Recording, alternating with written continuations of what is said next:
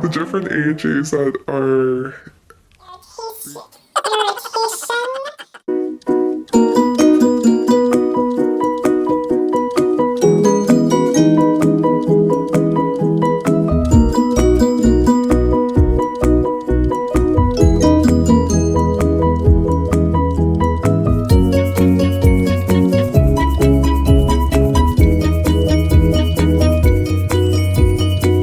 Okay, y'all, we're back.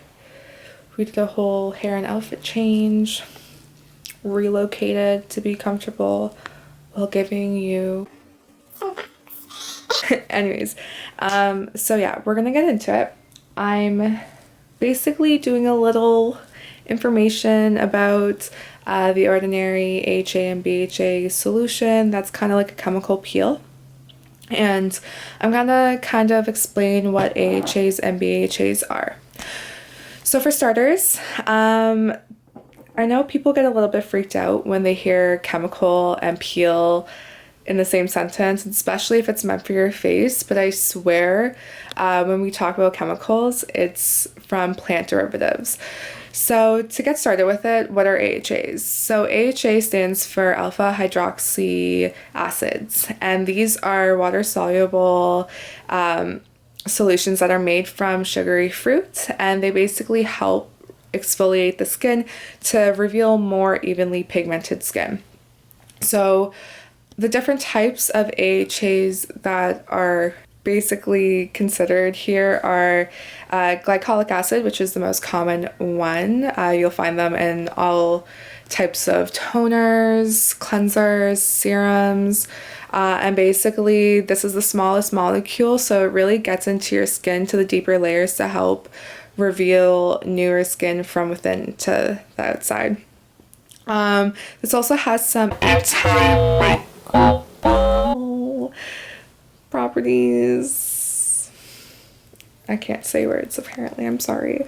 And this kind of helps, it helps with your acne and breakouts essentially. Moving on to another popular acid, it's lactic acid, and this is a lot different from the other acids as this is derived from lactose milk. So if you are vegan, maybe skip this and any lactic acids if you aren't comfortable with it. And this kind of does the same thing to help exfoliate the skin, and it's also has some great anti-aging properties. Moving on. So there's also tartaric acid, which is derived from grapes. There's citric acid that's also made from citrus fruit, kind of like what it says in its own name. And this helps balance your skin pH level while exfoliating as well. Malic acid is derived from apples, and it is kind of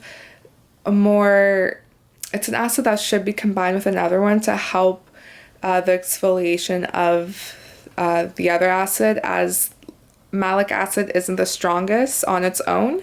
It just kind of helps the exfoliation of other acids essentially.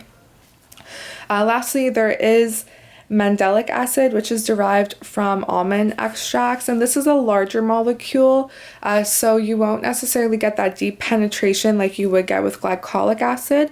It more so focuses on the surface of the skin, and this really does help with acne, any damage from the sun, and it exfoliates as well. And this is kind of like malic acid in the sense where you want to use it with another acid to kind of increase the exfoliation of the other acid. Anyways, moving on to BHAs, this stands for beta hydroxy acids, and this is probably more suitable for day-to-day use. The most common BHA is salicylic acid, and it's well known in acne treatments, but can also reduce any redness and inflammation that is caused by acne. Citric acid can also be considered a BHA as well. However, it depends on the formulation of citric acid, because citric acid as an AHA kind of helps balance your pH level, whereas if it's being used as a BHA, it's going to dry out any sebum and clean out any dead skin particles from the pores.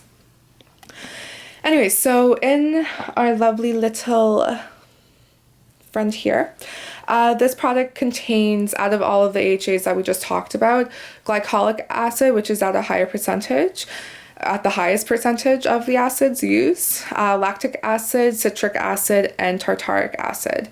The BHA in this is obviously salicylic acid, and it also comes in a hyaluronic acid and vitamin B5 solution serum. And this kind of just helps calm and assist in healing.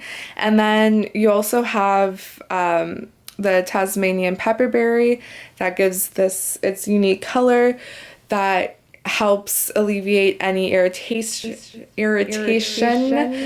And then you have black carrot, which is your antioxidant in the serum. So since a chemical peel is essentially exfoliating all the dead skin off, the antioxidants and the vitamins are going to be absorbed by the skin quicker. Wow. Yeah. Don't know how to be a vlogger, man. Anyways, so lastly, what do I expect from this? Well, I expect better texture overall, cleaner pores, and a more even tone and brighter skin, less acne breakouts. I don't know, we'll see. So I'm going to go over what I'm going to be using beforehand, and I'm going to be using my Zeo Gentle Cleanser. I won't focus. But this is something that I use on a regular basis. I also use their exfoliating cleanser, but I don't recommend exfoliating at all before this treatment just because you can make your skin extra sensitive.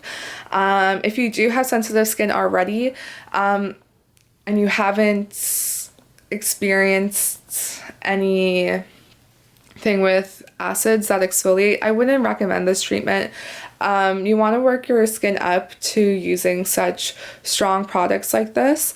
And yeah, so I recommend that. Don't do this unless you've tried like a glycolic acid at least. And if you do have sensitive skin but have experience with acids, I would not recommend this cleanser. It does have a little bit of fragrance in there, so use something that doesn't have any fragrances. And especially after, you do not want to use any fragrances. So I'm going to be using the hyaluronic acid and B5 solution afterwards, just because this does have hyaluronic acid. And yeah, so after you do use this, or use this, I should say, any exfoliants, any retinols, and even without any retinols, wear an SPF. You need to be wearing SPF. I wish I was wearing SPF when I was a teenager because I have sunspots and I did a lot to my skin when I was a kid. So wear an SPF, like PSA, wear an SPF. Just do it. Okay guys, let's get started.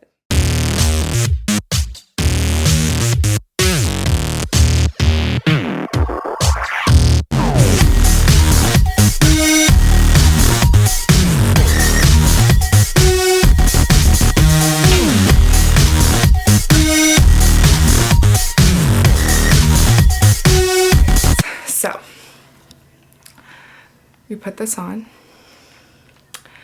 It's like been 2 minutes. It isn't like tingling, but in some spots I feel like a little like some. It's hella cool just because my face gets to be red. I like myself better red.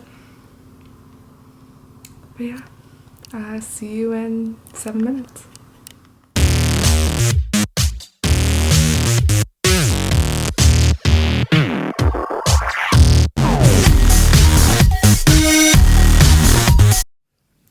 So this is the aftermath of doing the AHA and BHA peeling solution, and I feel brighter. I do feel a little bit tight. However, I think I could have used more serum.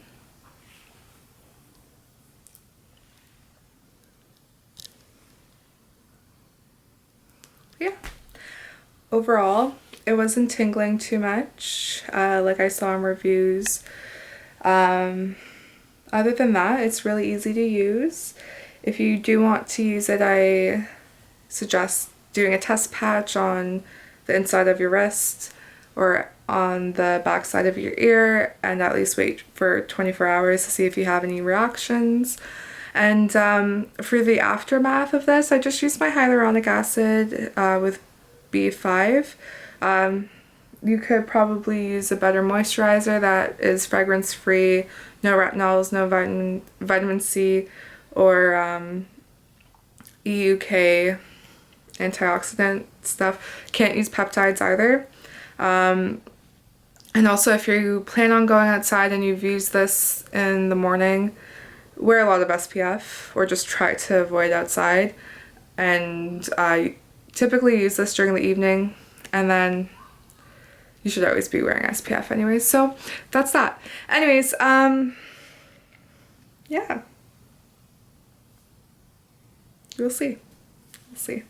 Anyways, thank you for watching this, and learning from me. yeah. Okay, cool. Not a vlogger.